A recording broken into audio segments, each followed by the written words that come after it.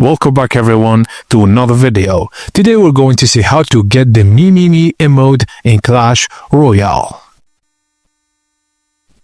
Open Clash Royale and tap on the shop icon at the bottom of the screen, then scroll through emotes.